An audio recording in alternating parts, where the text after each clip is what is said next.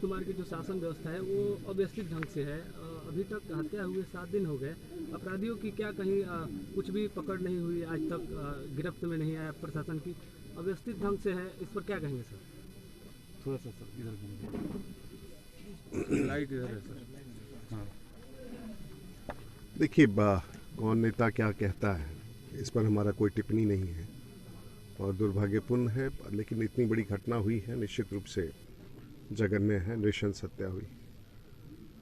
और हमें भरोसा है सरकार पर, क्योंकि अपराधी पकड़े जाएं और चिंता है उनके बच्चों का और परिवार का। और आज रुपेश के घर पर हम यहाँ आए हैं, इसको राजनीति से ना जोड़ा जाए कि कौन क्या कह के जाता है। संवेदना का समय है, साथ खड़े होने का समय है। सर दो पहलू है सर। इनकी पत्नी जो मोदी जी आए थे और पूछे भी थे, वो पढ़ी लिखी हैं, बीए की है, उनका नौकरी, और बच्चा है जो स्वाभाविक तौर से, हाँ नहीं, बच्चों की पढ़ाई की चिंता तो सबको है, परिवार चले, ये स्वाभाविक है। सर इस पर कुछ कहिए कि आश्वासन तो कुछ मिले, क्योंकि सभी दल के नेता यहाँ आए और कुछ ना कुछ आश्वासन मिला, लेकिन अभी तक कुछ संतोषपूर्ण परिवार के लोगों को नहीं मिला कि हाँ। स्वाभाविक है, जब तक अभी तो सब चीज़ केंद्रित है अपराधियों की तरफ और बहुतों की संवेदना है रुपेश जी के साथ, रुपेश जी के परिवार के साथ। अच्छा होगा, बच्चों की पढ़ाई हम लोगों ने तय किया है, बच्चों की पढ़ाई, उनकी वाइफ की नौकरी के लिए सर, उसके बारे में तो अभी इस तरह से कुछ कहना उचित नहीं होगा, जब कोई रास्ता निकल जाएगा। नहीं, वो पॉलिटिकल बातें तो है नहीं साहब। जी सर, धन्यवाद।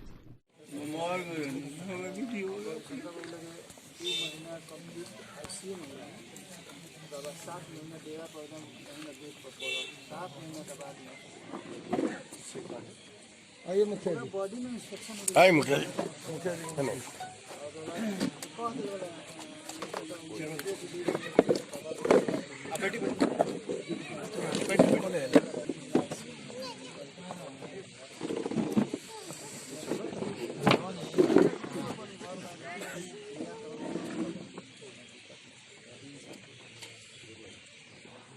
और द्वार है रुपया खर्चा तो सारा सामान पूरा बिहार का ना, सुन लो का होगा उनका हत्या हम नहीं कहा, पूरा बिहार को छोट भाई वाले उनका हत्या हो गई। आज तक उनका अपराधी कोनो सिराग ना मिलल। आज जब सारा लोग कहते कि बहुत मिलन सारा भी बना, उनका दुश्मने ना तो हत्या हत्या हो गई तो अपराधी कौन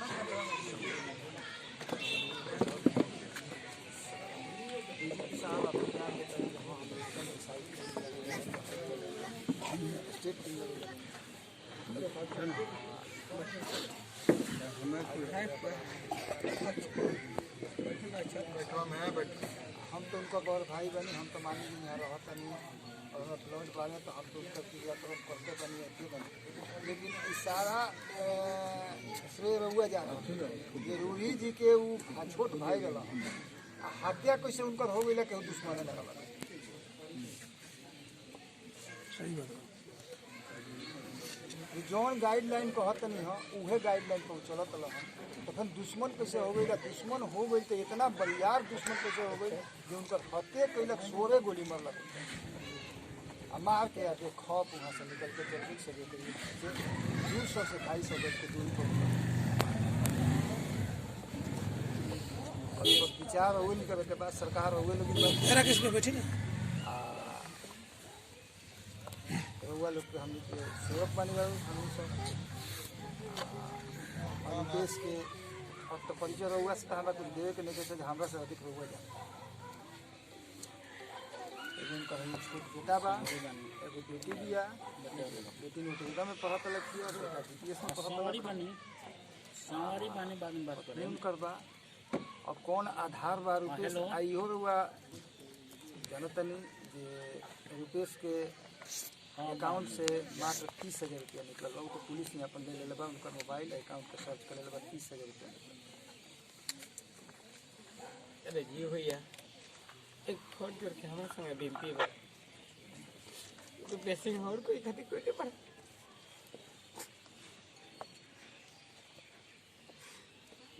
बेसिंग खातिर न्याय मिलेगी चाहिए।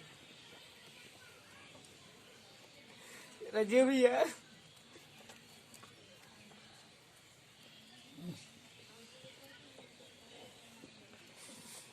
और कथी हर कोई कथी खोले बड़े हमने के स्थानीय सांसद महोदय जी 2 दिन आके 3 दिन आके चल गई कौन आश्वासन ना मिले। विधायक भी हमने के क्षेत्रीय मांझी के विधायक भी आके चल गई कौन आश्वासन ना मिले। तो बिहार सरकार के आज स्पीकर साहब भी यहाँ आके घूम के चल गए कौन आश्वासन ना मिला। सुशील कुमार मोदी साहब भी आके घूम के चल गए जो कि डिप्टी सीएम साहब कौन आश्वासन ना मिलल। अपराधी मिली ना मिली का ओकरा होई। रुपेश सिंह के पत्नी के बेटा के बेटी के कैसे जीवन जाई कैसे ओकरा जीवन के अथी कल जाई कोनो आश्वासन नहीं के मिलल कुछ नहीं के मिलल। सब लोग आइल बा फोटो खिंचवैले बा मीडिया में अपन कॉन्फ्रेंस कैले बा बस गांव समाज सारा लोग पूछत रह गए कि कुछ आश्वासन देते लेकिन कहीं कौन आश्वासन नहीं।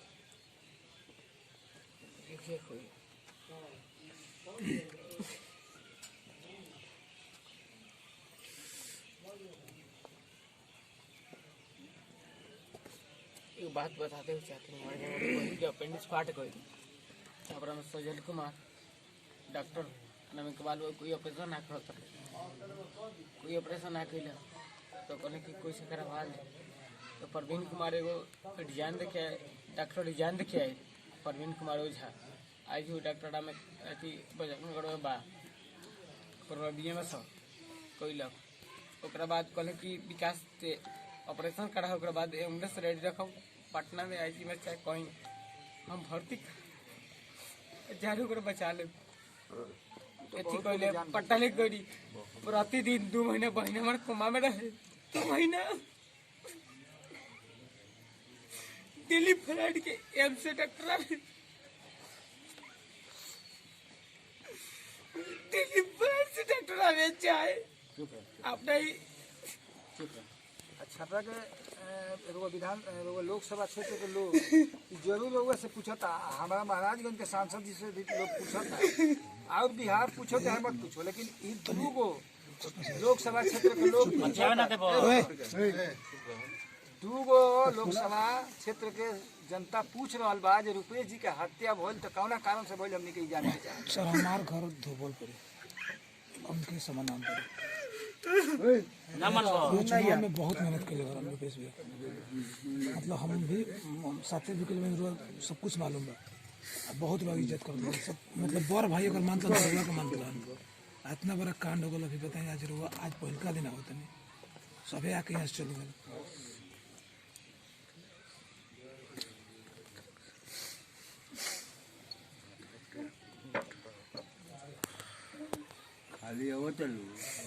फोटो बताएं शिवराज जी जब सुशील मोदी जब यहाँ नहीं तो कुछ कहे के चंद्र शिवराज जी कहे ना देने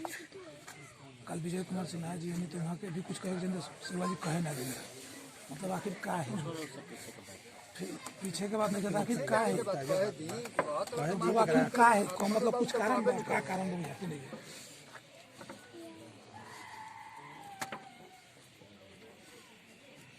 उनका तो कोनो दोष ना लगे जो कोनो जाति से दोष ना लगे फिर आखिर काहे उनका साथ होता ठीक बात ठीक है कुछ बोले दी हो के कुछ अगर मौका दी हो के बोले कुछ कहीं ना के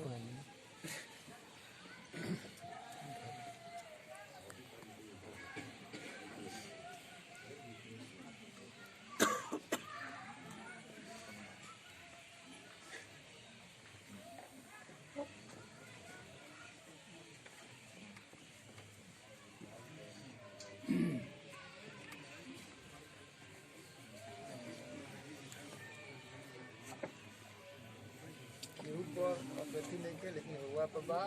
रुआ हमनी के बहुत ज्यादा रोक भाई बनी रुआ उनका पत्नी के जीवन यापन खातिर कहे के बा उनका अनवेदियो रहियो ओकरा कहीं सरकारी जॉब एगो दिवावे के बाद जो अपना ओकर बेटा एगो डीपीएस में पढ़ता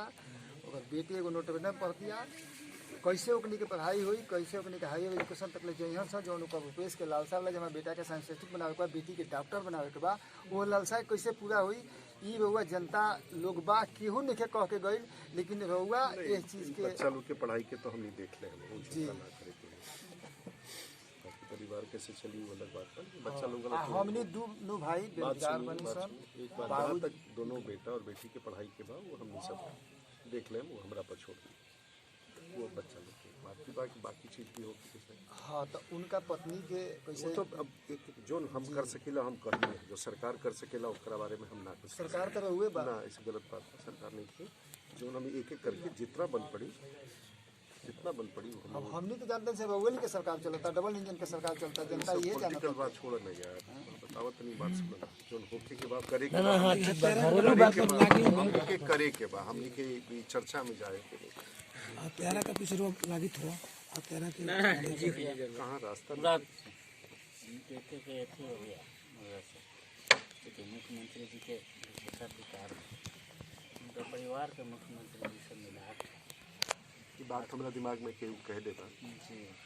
तो हमने कहे बाबू माध्यम हमने कह चुके अब से क्लोज के हुए फैमिली के नहीं ना, हम कल भेंट करे के चाहे टाइम भी मांगनी है मुख्यमंत्री से, तो हमने कही यदि हमारा समय मिला था तो बात करें। क्योंकि हमने के पानी पिटला से हाँ। एथी कैला से बहुत ज़्यादा एथी नहीं के बहुत बच्चा ज़्यादा लोग बात की पढ़ाई की चिंता तो बढ़ले सबसे इम्पोर्टेंट हुआ, सबसे बड़ा काम। तो मुख्यमंत्री जी के विशेष रौरा भी कह के बहुत कुछ नहीं कर सकते, आश्वासन दे दिया थे सबका नॉर्म्स बा गवर्नमेंट का भी नॉर्म्स कल बा। हम टाइम मांगनी है मुख्यमंत्री जी से यही केस खातिर, कल हम जाए, यही दो चीज़ अभी तो मिलने बाकी एगो एथी का क्या वजह हमें के एथी का के परिवार से मिलवा के उनका के चूँकि उनका विशेषाधिकार वो कुछ भी कर सकता। ठीक है, बात करें जी जी के ना चाहे मैंने काहे क्यों ना चाहे और के ना चाहे, सवाल ही बात। आ वो चीज़ रौड़े करा सकता नहीं, हमने के पूर्ण भरोसा बा। हम कल राकेश जी से भी बात है पर मुद्दा पर बात करी नहीं मुख्यमंत्री जी सही कह रहे हैं, सब लोग चाहेगा कोई ना कोई रास्ता,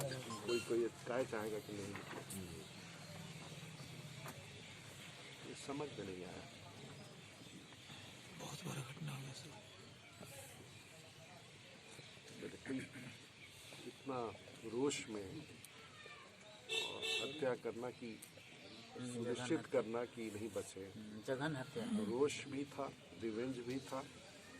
और एविडेंस भी खत्म करना, मतलब बयान देने की स्थिति में ना, ये तीन बातें दिखती हैं। इसके पीछे क्या है,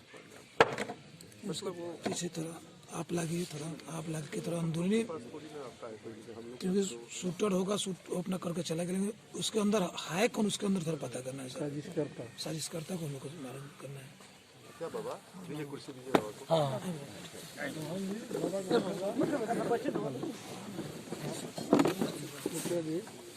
स्वास्थ्य कैसा है आपका?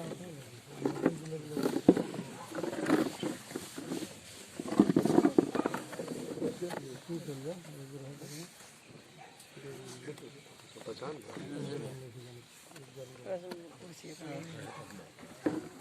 उनके विषय से मिलवा हाँ जी चलिए ना ऊपर।